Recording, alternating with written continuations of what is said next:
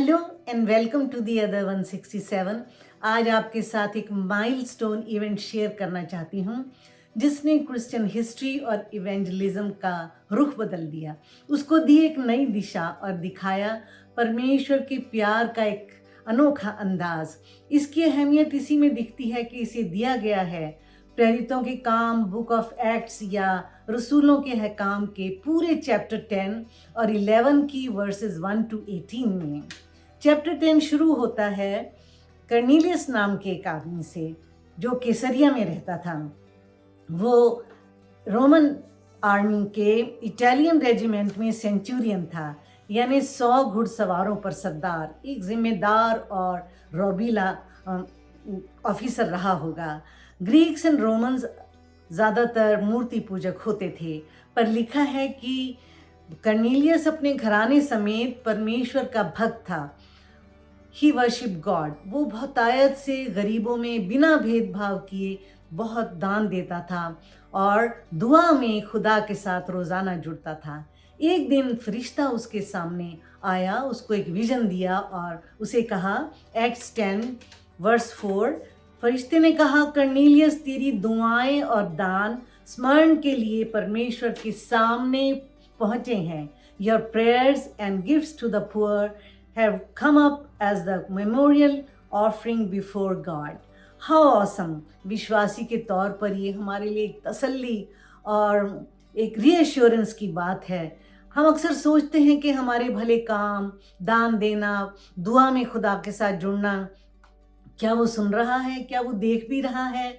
लेकिन ये प्रूफ है कि वो देखता है, सुनता है और हमारे से बातचीत भी करना चाहता है। Our God is actively involve in our lives, so don't be very of doing good. Galatians 6:9।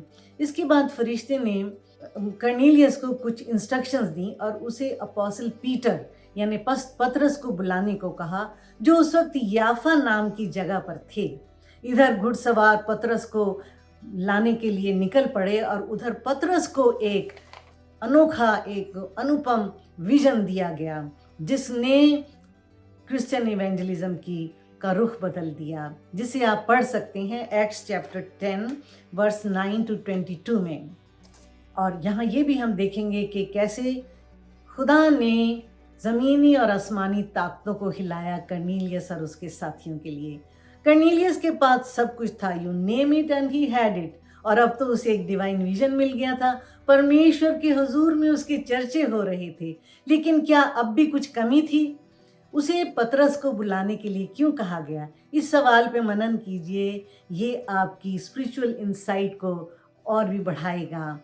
कर्नीलियस की ज़िंदगी हमें दिखाती है कि खुदा को जो भाता है उसके लिए वो कायनात खिलाता है, इसलिए उसको भा जाना, उसको पसंद आना ही हमारा एम ऑफ लाइफ हो।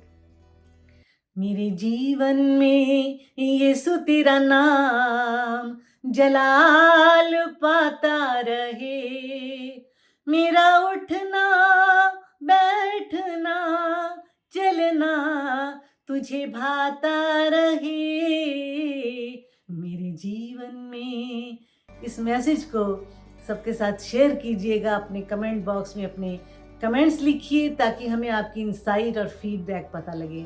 लाइक एंड सब्सक्राइब टू आमीन।